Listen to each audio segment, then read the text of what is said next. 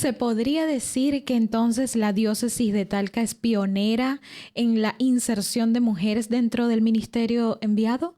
Es que el ministerio enviado es una invención nuestra. Oh my God. Bueno, yo quería que usted lo dijera. Es de casa, es Claro. bacán. La vida en un podcast. Conversaciones desde el alma. Para abrir nuestra primera temporada, conversaremos con dos invitados especiales. Monseñor Galo Fernández, obispo de la diócesis de Talca, ubicada en la región del Maule, Chile.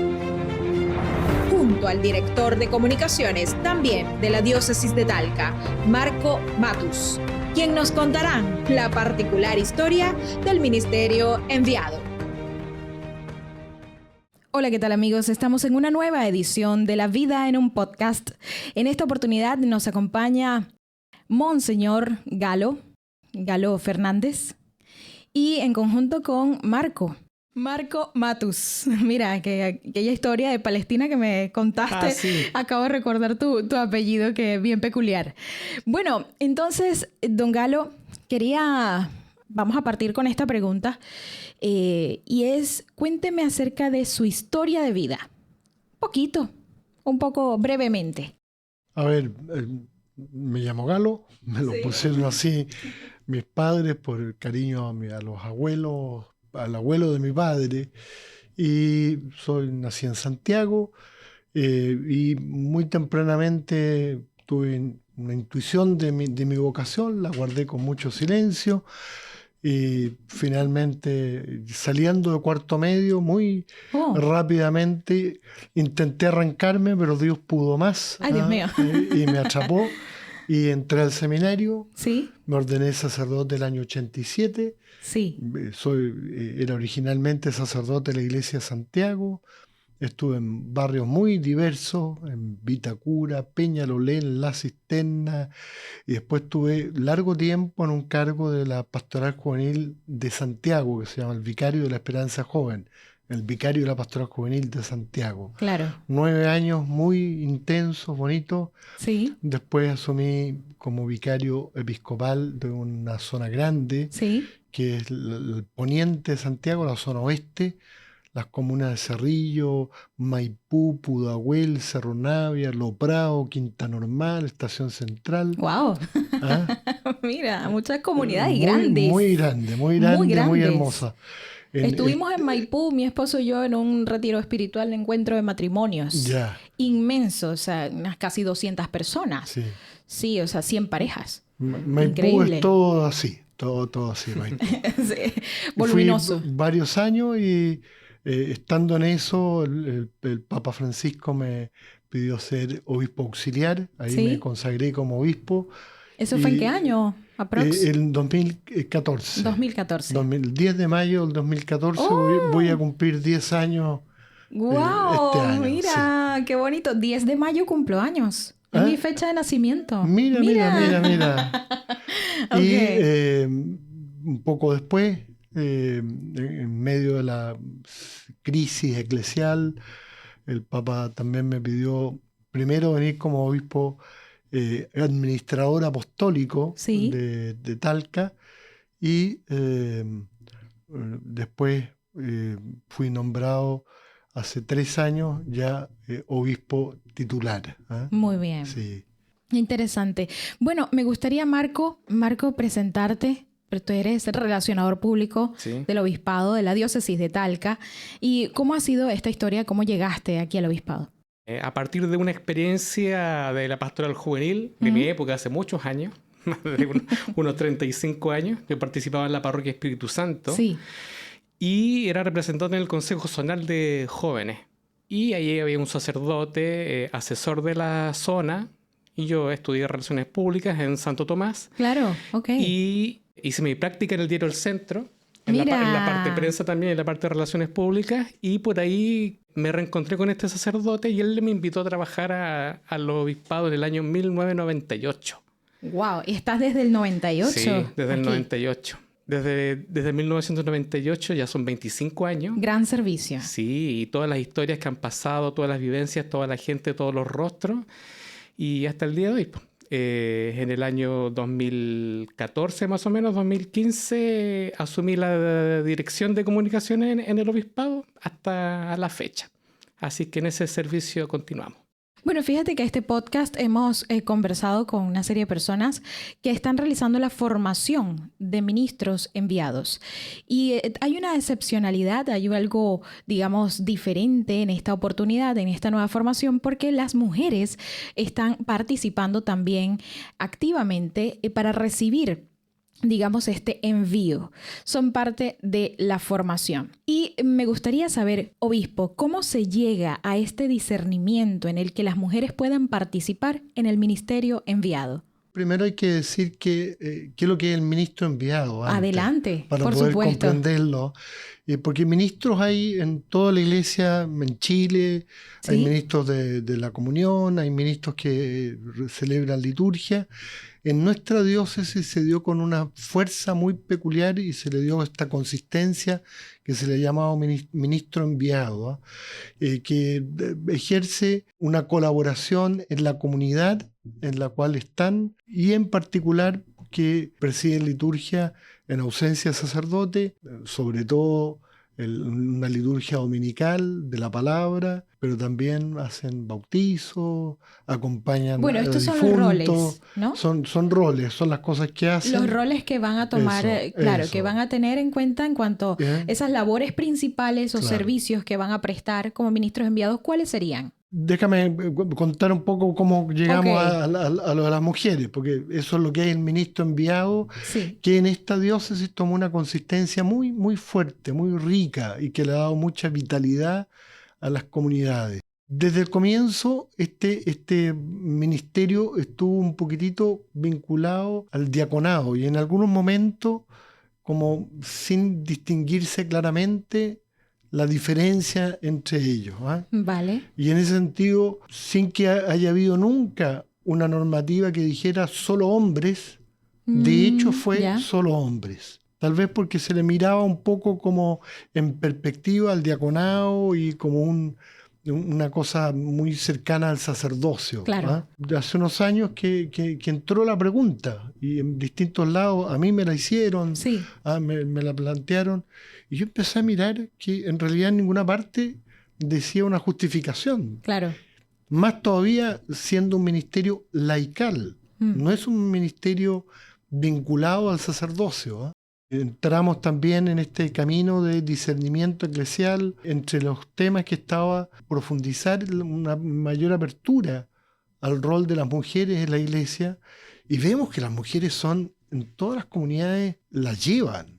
Las coordinadoras, las me cabe duda. catequistas, en fin, la llevan, la mayor presencia, un compromiso extraordinario, pero había como una norma no escrita, Claro. porque nunca estuvo escrita, solo varones podían ser ministros. Vamos a decir un Y paradigma. es porque tal vez había un trasfondo de decir, es que es un poco una semejanza al sacerdote, pero no lo es, no lo es. Y ese discernimiento Sí. se hizo en este proceso y fuimos consultando y fue apareciendo que en realidad era necesario dar este paso.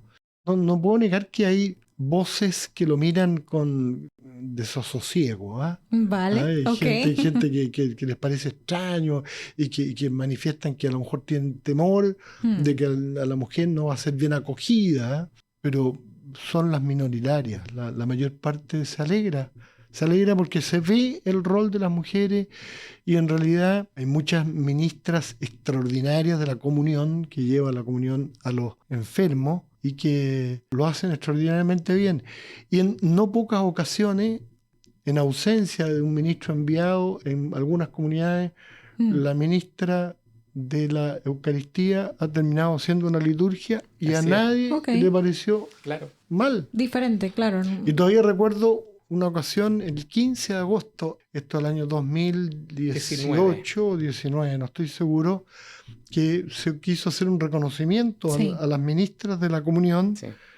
Y en el gimnasio gimnasio. regional estaban ellas todas presentes Y hubo un ambiente de apoyo, de alegría, de que se le reconociera el trabajo. Ese servicio. Claro, ¿Ah? la misión. Entonces yo dije, cada vez más claro, ¿ah? Cada vez más claro. Y ese discernimiento se fue avanzando y ya hace 2 años van a ser que se inició la formación de las primeras mujeres que van a recibir este envío.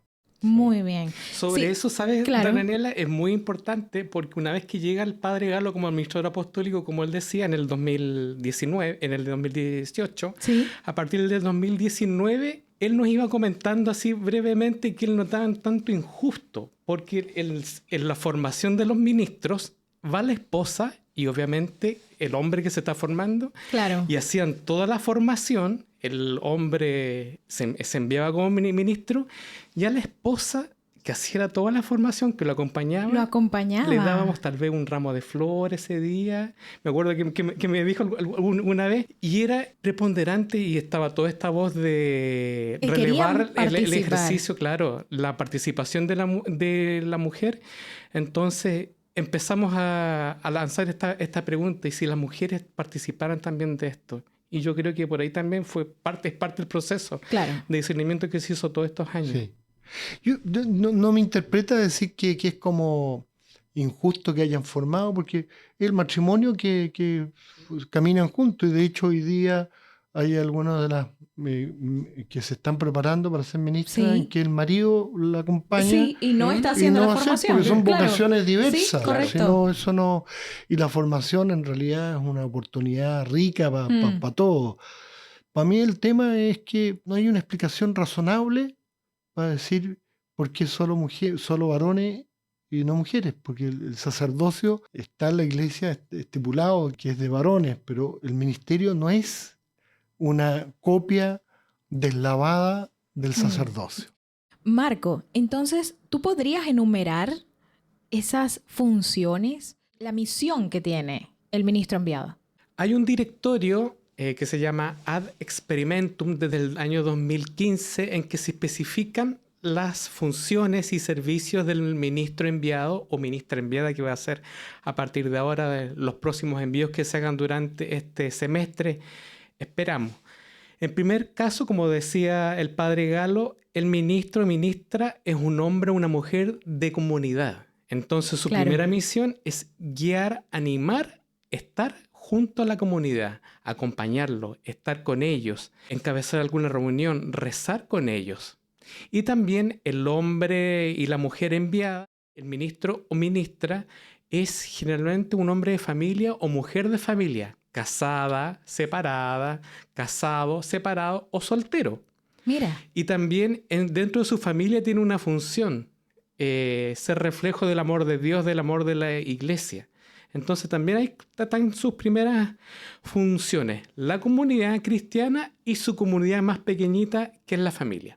Y después en el acto litúrgico, los ministros y ministras enviadas pueden bautizar, pueden dar la comunión. Ya muchas de ellas son ministras de comunión y van a poder seguir haciendo este servicio en una liturgia, en una misa, o tal vez visitando a algún enfermo. Claro. O a una persona adulta mayor que no puede llegar hasta la parroquia, hasta la capilla, a la liturgia. Claro. Entonces ahí esos dos servicios litúrgicos son bien concretos.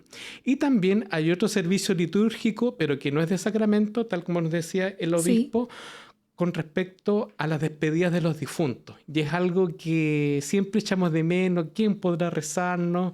La gente, cuando se muere alguien, alguien dice, ¿quién se sabe el rosario? Wow. Es una pregunta típica en las poblaciones. En el campo la gente reza más, ahí se lo saben. Pero, por ejemplo, en la ciudad es más difícil encontrar personas que se sepan el rosario y acompañar a la familia en ese momento que hay duelo, en ese momento que hay dolor. El ministro enviado puede ser una voz de aliento, y qué mejor que con la oración, con el Santo Rosario, y también tal vez después con la liturgia en la capilla, despidiendo y acompañando a la familia en ese momento que es complejo para todos cuando despedimos a un ser querido, a un abuelito, una abuelita, a un tío, a un papá, a un mamá. Sí, es muy difícil. A un hermano, qué sé yo. Entonces, Por ahí están más o menos los servicios más claves del ministro enviado y de la ministra enviada. ¿Cómo se pueden calmar esos corazones que también desean escuchar a sacerdotes? Ya sabemos que hay una carencia de los mismos. Entonces, ¿cómo aumentar las vocaciones en este caso? Pero además cómo comunicar que de verdad el ministerio enviado no va a reemplazar a un sacerdote. Todavía necesitamos sacerdotes. Esto no es Sin algo duda, para... Sin duda, absolutamente. Y creo que es un mal comprender el servicio del ministro enviado solamente como un sucedáneo del sacerdote. Yo creo que eso no es, ni pretende serlo. Pero ¿cómo podemos calmar esos corazones? Cuando tengas la respuesta me avisas. Con oración, quizás. No, pero ciertamente tenemos que trabajar por la vocación sacerdotal, e incluso yo pienso que antes el sacerdote era el que hacía la catequesis, el sacerdote llevaba todo, claro. Y poco a poco ha habido en la iglesia un montón de funciones que no son exclusivamente sacerdotales. Yo pienso cuando en una comunidad de repente hay una persona enferma, todos podemos acercarnos a rezar, pero de repente como una mentalidad clericalista ha hecho que lo mejor que puede hacer un laico es conseguir un cura para que vaya a rezarle. No. Ya. Todos podemos rezar, todos podemos acompañar. Recuerdo, yo fui párroco en Peñalolén, había una comunidad muy bonita donde cada vez que fallecía alguien, la comunidad iba entera a acompañar en la oración, rezaban rosarios, cantaban, leían la palabra de Dios. El cura aparecía apenas un minuto así para hacer un responso y a mí me decían, padre, gracias porque nos han acompañado tan bien. Bendito sea. Bendito sea, bendito claro. sea. Y yo me decía, pero si yo apenas vine 10 minutos. Mira. No, pero la comunidad estuvo. Y yo creo que el ministro enviado tiene que ser visto en esa perspectiva, como una expresión de que en realidad todos estamos llamados a ser cristianos activos, apostólicos, que tenemos la potestad para rezar, para acompañar, para leer la palabra de Dios. Y eso hace que el sacerdote pueda dedicarse más plenamente a lo propiamente sacerdotal, a lo exclusivamente sacerdotal. Mira, claro, o sea, es como... Es un alivio. Que es un alivio, si se quiere. Que hace también la vida del sacerdote más fecunda, más hermosa. Mira, qué bonita palabra, más fecunda. Le da más vida también. Eso. Sí. Marco, tú me querías contar, estábamos conversando en backstage sobre la historia. Sí. ¿Cómo surgió este proceso, este discernimiento? Claro. Lo que pasa es que cuando termina el Concilio Vaticano II en 1965, posterior a eso, este concilio, una de las nuevas puestas que se puso sobre la mesa es otorgar el diaconado a hombres casados. Y en 1967, don Manuel Larraín, el obispo de ese entonces, convoca un sínodo aquí en la diócesis. Okay. Don Manuel muere en un accidente trágico el año siguiente y después asume don Carlos González como obispo y él González Cruchaga. Y él lleva a cabo este sínodo. Y el día que termina este sínodo, el primero de la diócesis en 1969, ordena al primer diácono de la diócesis y también de Chile, don Samuel Rebolledo, que era de San Clemente. Okay. Y después al año siguiente viene otro, don Germano Ollanedel. Después viene don Oscar Beltrán, que todavía está vivo, que es de la localidad hay que entrevistarlo. de Yico, allá en la zona costa. Y en este proceso, don Carlos se da cuenta que tal vez ordenar los diáconos es muy rápido, tal vez es muy... brusco, tal quizás. Vez ya hace falta un paso intermedio. Y ahí surge esta idea de acompañamiento a familias, acompañamiento a hombres en esta perspectiva. Y ahí por ahí nace... y surge esta opción por el ministerio enviado, más o menos como el año 72. Y hay sacerdotes expresamente que les pide que acompañen a estos hombres, a estas familias. Tenemos el Guaso Correa, claro, de la zona costa, Enrique del que Correa. han hablado mucho en este podcast, sí, el Guaso Correa. El padre Sante de Altín, en la zona de Talca también. Entonces todo es el padre... Juan Ladán, un sacerdote francés también que estuvo muchos años aquí en la parroquia Santa Teresita. Y este equipo fue acompañando en los inicios lo que fue el ministerio instituido en esa época y después con los años pasó a ser ministro enviado unas décadas después. Y ahora, don Galo, ¿cómo la comunidad usted considera que con este nuevo rol, que van a tener un rol protagónico las mujeres en la parroquia, en la comunidad, en la Iglesia Católica, cómo la comunidad debería recibirlas? Con cariño, con confianza en lo que Dios va haciendo. Y yo creo que espontáneamente va sucediendo. De hecho, las mujeres que se están formando, particularmente en algunas comunidades de campo, son mujeres que las quieren mucho, las conocen. Una particularidad del ministerio enviado es que es un laico de la propia comunidad. A diferencia del diácono, el diácono pertenece más a la diócesis y está dispuesto a ir a servir donde Como el ministro enviado es un miembro de la comunidad que colabora en circunstancias particulares, que ayuda a rezar. En nuestra tradición antigua, por ejemplo, cuando moría una persona, estaban las rezadoras. Ya. Son gente de la comunidad que ayuda a rezar, que no esta cosa como que si no hay un sacerdote, nadie puede. Todos pueden. ¿Ah? Y la expresión de un ministro enviado es una expresión de esa potestad que todo laico tiene para poder animarlo en la oración. ¿Y qué expectativas tiene usted respecto a estos servicios? ¿Qué esperanzas tiene con las ministras enviadas en especial? Bueno, la verdad que no tengo mucho temor. Tengo mucha confianza en que tantas mujeres que de hecho han estado animando la vida de las comunidades puedan hacerlo de una manera con un reconocimiento mayor. Muy bien, entendido. Entonces, en este sentido, la particularidad de que las mujeres ahora sean parte de la formación y tengan esta responsabilidad oficial, ¿cuán, si se quiere, oficial es ante el Vaticano, por ejemplo? A ver, el Papa Francisco estableció una cosa que va en la misma línea. Nosotros llamamos ministro enviado. La Iglesia tiene dos ministerios instituidos que son el acólito y el lector. Sí. En el fondo, un ministro de la Eucaristía y otro ministro de la palabra. Vale. Y el Papa Francisco hizo un quiebre que está en la línea nuestra. Definió que esos ministerios ya no fueran exclusivamente en la ruta hacia las órdenes sagradas, Vale. que así estaba, y por eso eran solamente otorgadas a varones. Y el Papa Francisco estableció que esos ministerios tenían valor en sí mismos, no como camino. Es lo mismo que hemos hecho. Y en rigor, el ministerio enviado, uno lo mira y es un ministro de la palabra y de la Eucaristía. ¿Se podría decir que entonces la diócesis de Talca es pionera en la inserción de mujeres dentro del ministerio enviado? Es que el ministerio enviado es una invención nuestra. Oh my God. Bueno, yo quería que usted lo dijera. Es de casa. Es claro.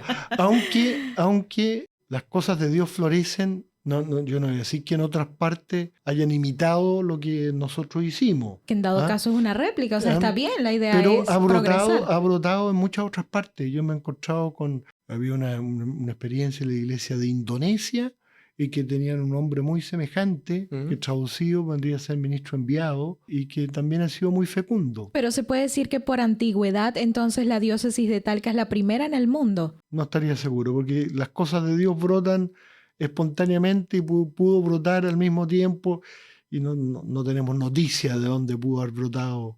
¿Hace antes. cuánto? Claro. Sin embargo, pero pionera sí, lo podemos dejar hasta ahí. Sí, la diócesis de Talca, don Carlos González, tuvo esta como intuición de que podía haber también varones, sobre todo pensaba en el mundo campesino. Don Carlos González, ¿aprox qué año? Él estuvo... El año 70. 70 aprox, claro, 1970. De ahí en adelante, claro.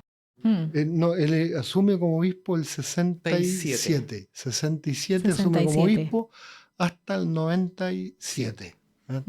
30 años obispo de Talca, y en ese camino animó el diaconado de una manera muy fuerte. Claro, tal vez eso creó esta cosa que el diaconado y el ministro enviado parecían muy semejantes, por lo menos en las funciones, y yo creo que también este paso está ayudando a ver que el ministerio enviado sea con propiedad un ministerio con valor en sí mismo, con pertenencia a la comunidad en la cual se está inscrito, tiene también que un ministerio que se puede prestar durante un tiempo y dejar. Es la comunidad la que va evaluando quién puede desempeñar este servicio por algún tiempo. Muchos ministros han perdurado mucho tiempo y de repente yo me pregunto si acaso no se debió ver en ello una vocación diaconal, que significa una vocación definitiva. Sí, bueno, de hecho, las personas que están dentro del ministerio, algunos han estado en el seminario. Y ahora Dios volvió a tocar su corazón, han pasado, o sea, se salieron del seminario y ahora están entrando ahora a ser ministros enviados. Yo encuentro que hay algo bonito ahí, pero también algo que me inquieta. ¿Cómo qué?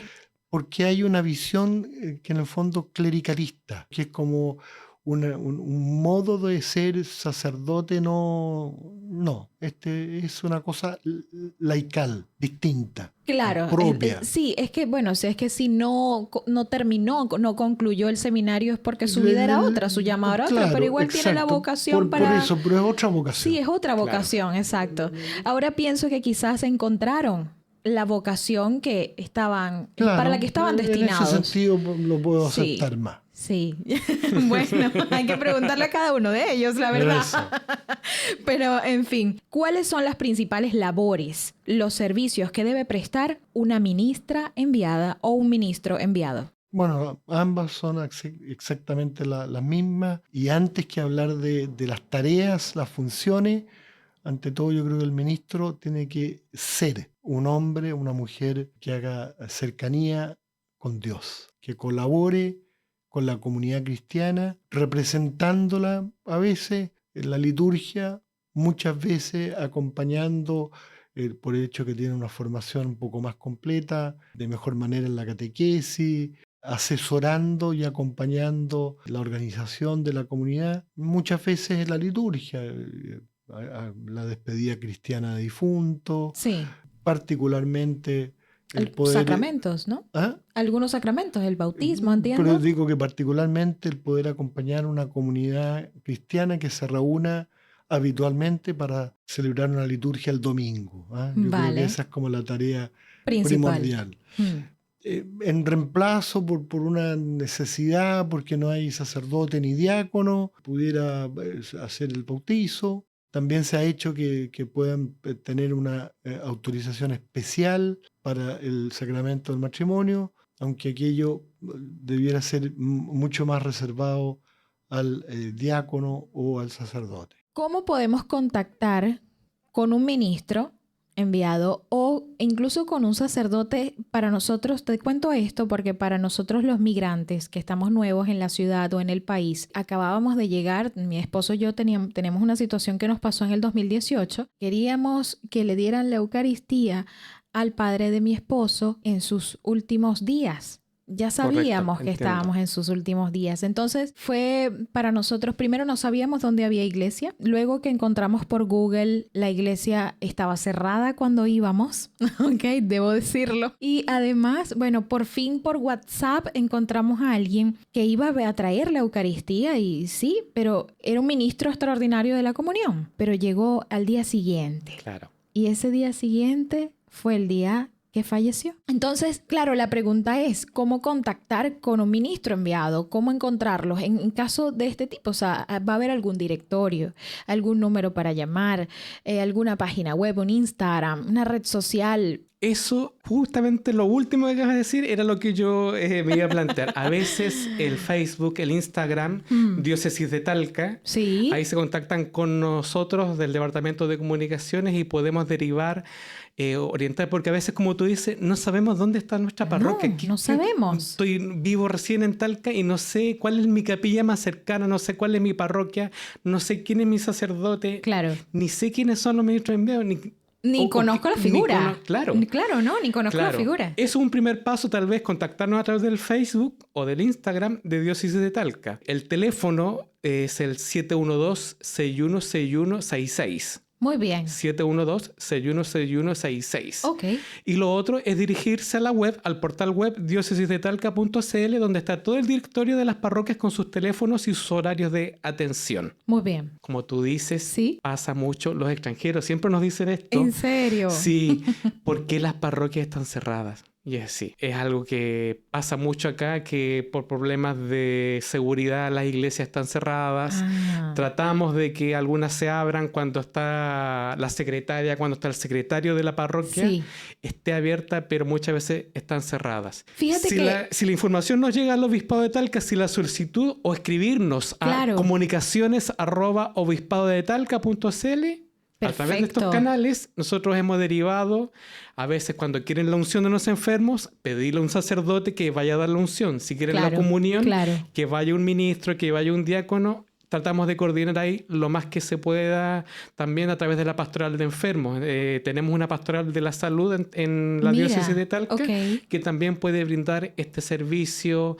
De repente también hasta del hospital nos llaman, que una mamá desesperada, mi bebé de 3 meses está hospitalizado, no sé, y necesito que alguien me lo bautice. Entiendo. Detalles así, y nosotros podemos ayudarles con este servicio, orientarlos y tratar de solucionar ese problema tan angustiante que es para la persona en ese momento tan complicado. Bonito. Sí, no, es muy complejo. Bueno, es muy complejo y de verdad, bueno, nosotros gracias a Dios por un grupo de WhatsApp logramos que un ministro de la Eucaristía de Venezuela, o sea, venezolano que ya tenía aquí como unos meses, había contactado con la iglesia, había conocido a un ministro y entonces por allí fue que lo logramos. Y bueno, respecto a las iglesias cerradas, nosotros, te digo, lo que me pasa a mí en mi vida, lo que me pasó es que yo iba al centro con mi abuelita y en el centro está la catedral, en el centro de la ciudad.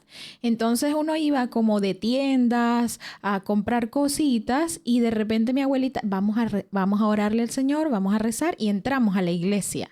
Entonces es como para nosotros sobre todo venezolanos, los migrantes, digo yo venezolano porque es por la nacionalidad que puedo hablar, pero la verdad es que es como una tradición, es una costumbre para nosotros pasar por el frente de una iglesia y entrar a saludar, a orar, así sea rezar un Padre Nuestro, pero es como una deferencia que uno hace, ¿no? O sea, el pueblo venezolano es bastante católico. Sí. Ya, y bueno, a partir de ahí, aparte que cuando uno tiene una necesidad también quiere ir a confesarse o algo. Entonces el tema, ojalá que se pueda resolver, que pueda cambiar un poco y que puedan abrirse las iglesias para todos en otros horarios. Cuando yo era niño, hace mucho tiempo, las iglesias comúnmente estaban abiertas. Ah, mira. Estaban abiertas por lo menos en las tardes, qué sé yo, era costumbre. Pero como te digo, ya después por situaciones de seguridad, hay más restricción. Entiendo. Hay más restricción. Bueno, finalmente me queda claro que tenemos una página web.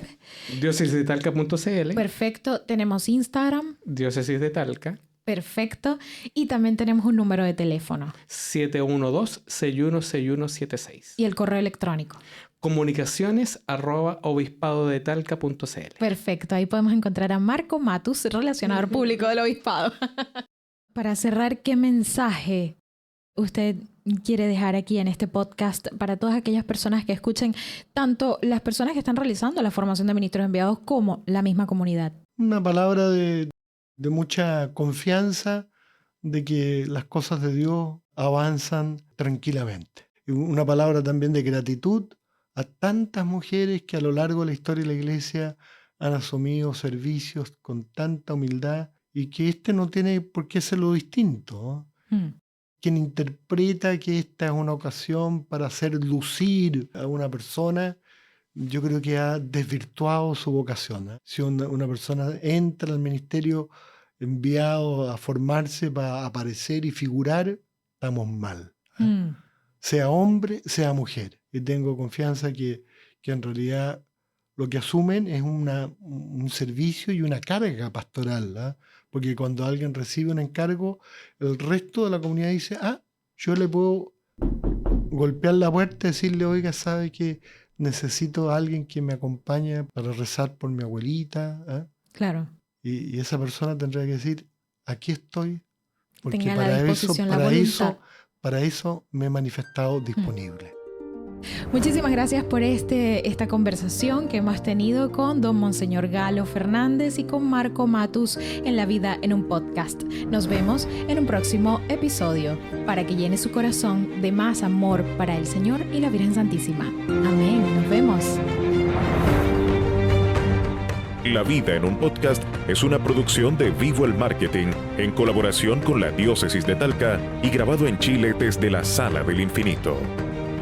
Producción ejecutiva y conducción del podcast por Daniela Estraño. Postproducción y montaje por Tomás Cadenas. Voz en off por Claudio Betancourt.